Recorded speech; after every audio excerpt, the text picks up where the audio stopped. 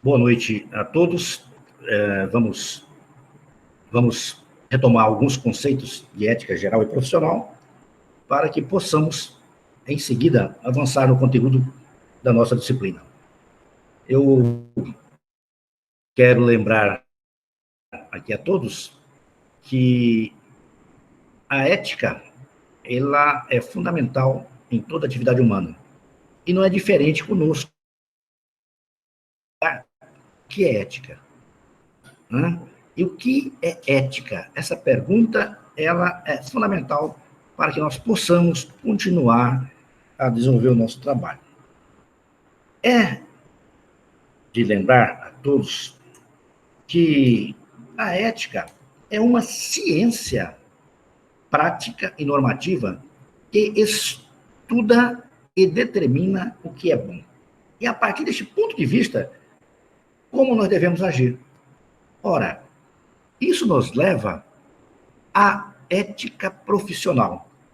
Quero lembrar aos colegas aqui, os nossos estudantes que estão aqui na maravilhosa carreira do direito, que a ética na nossa atividade profissional é fundamental.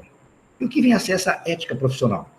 A ética profissional, portanto, é um conjunto de normas de conduta que as pessoas que desempenham determinada função são submetidas.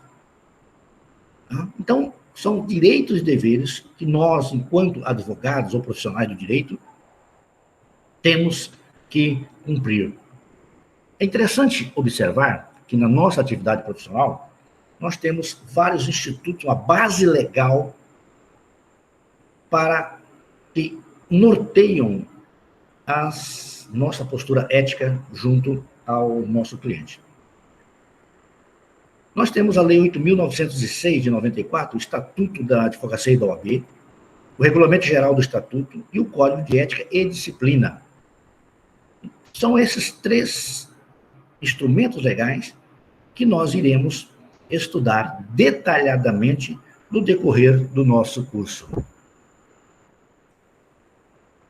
Portanto, nós que já tivemos nas aulas anteriores visto com relação às atividades privativas da advocacia, vamos ver agora o que é necessário para que possamos nos inscrever para exercer a atividade advocatícia.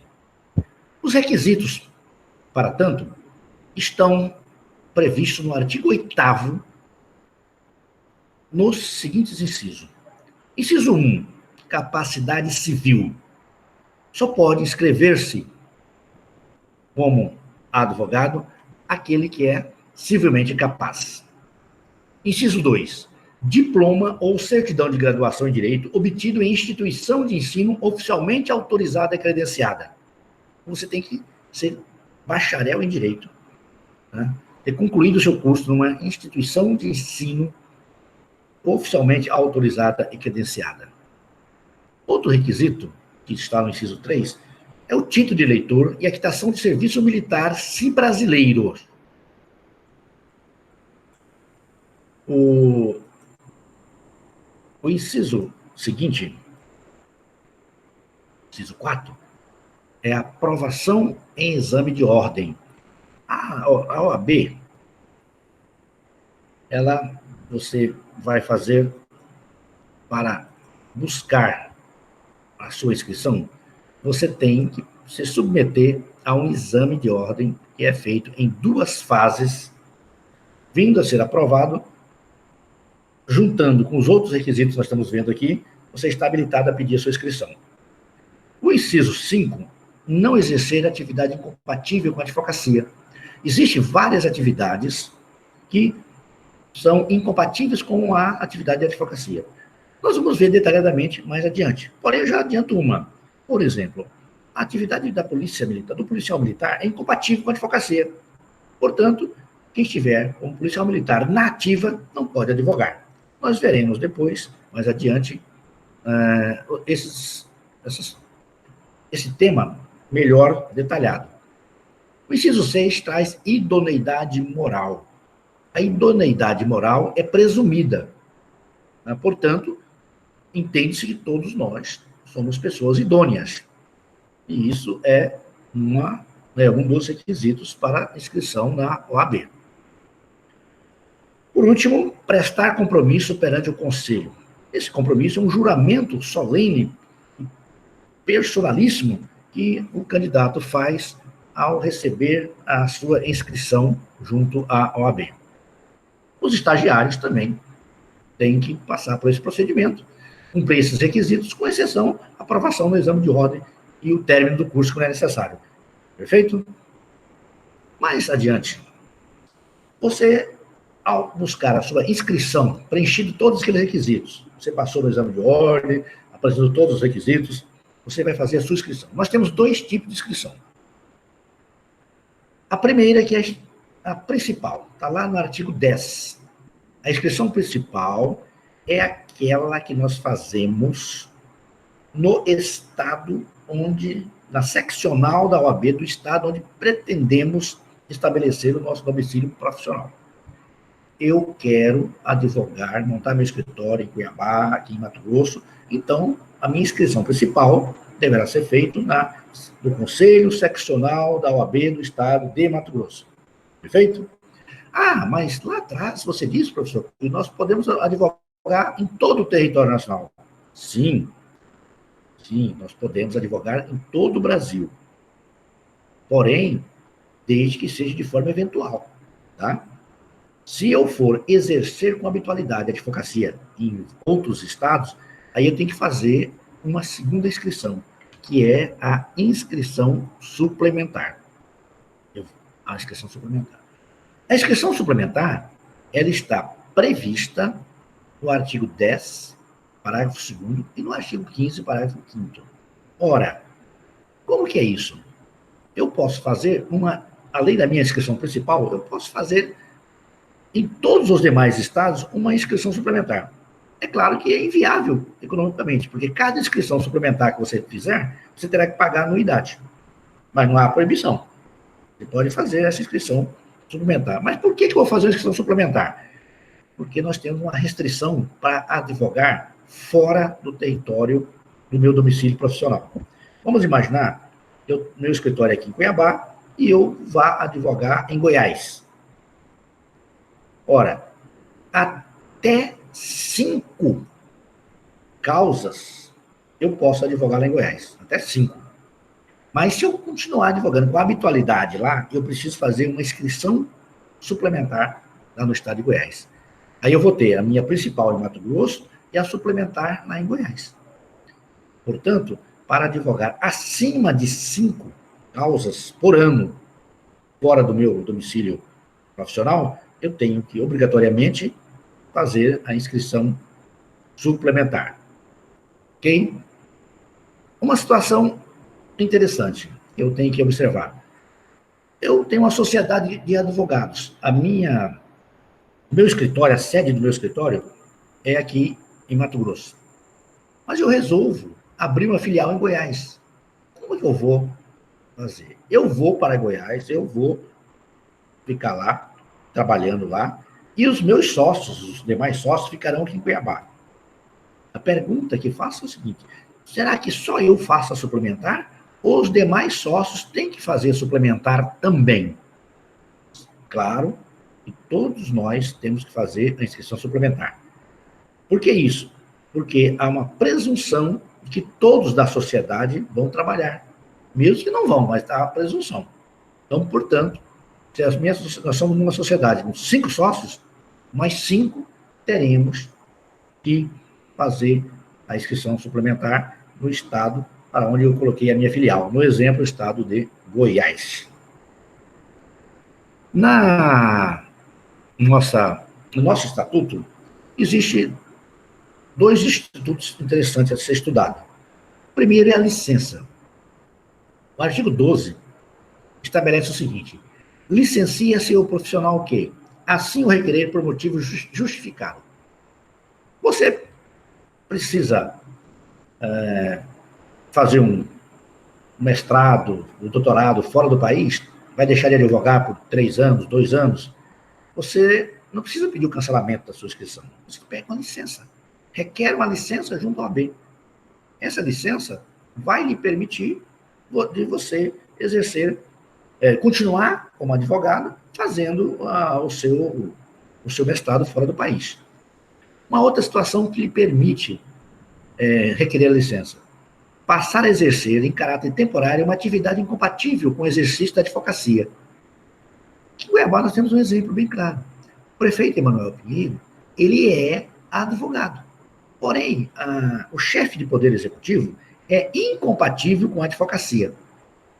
A atividade do chefe do executivo gera incompatibilidade com a advocacia. Ou seja, nesses 4 anos em que o cidadão estiver como prefeito, ele tem que licenciar-se da OAB. Se ele licencia, ele está isento do pagamento da anuidade e da obrigatoriedade de votar nas eleições da OAB. Feito?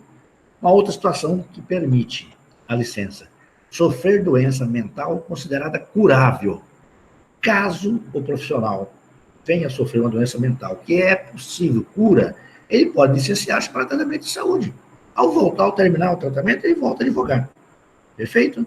Lembrando a vocês que no período de licença que você tiver, você não pode advogar, mas fica isento da mensalidade, da anuidade e de votar na eleição da OAB. Okay? Uma outra questão, que você estando licenciado, você não perde o número da inscrição. Quando você volta, terminada a licença, você volta com o mesmo número da inscrição. O outro instituto é o cancelamento, que está lá no artigo 11.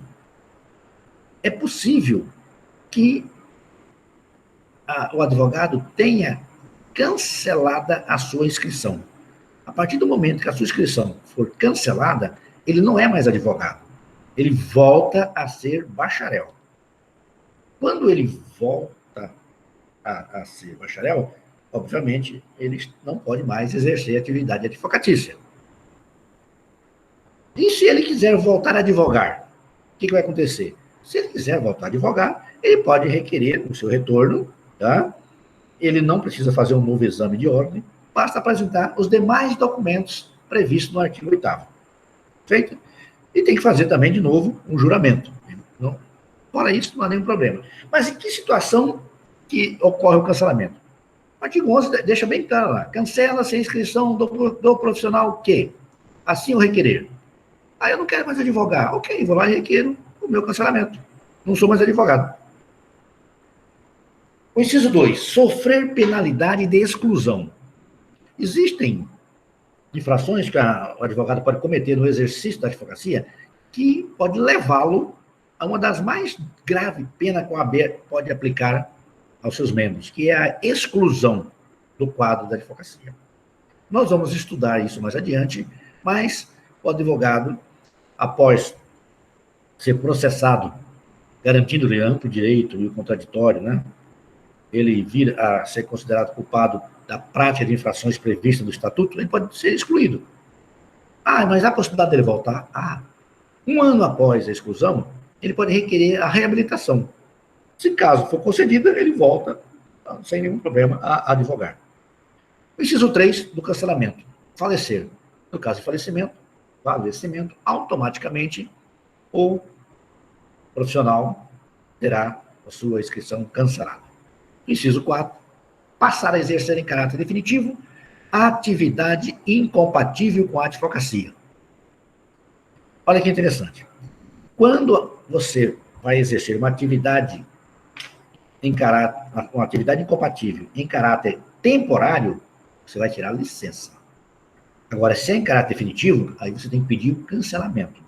Exemplo: o advogado faz no concurso da magistratura, passa. Quando ele for tomar posse e entrar em exercício da atividade, ele deverá pedir o cancelamento da sua inscrição junto à OAB. Feito? No inciso 5, perder qualquer um dos requisitos necessários para inscrição. O artigo 8º traz um rol de requisitos. Qualquer um requisito daquele que você vir a perder, você perde, sua inscrição é cancelada. Vamos ver um exemplo? Imaginemos que você tem uma doença mental incurável. Você perde a sua capacidade civil. capacidade civil é um dos requisitos. Perdeu, é cancelada a sua inscrição.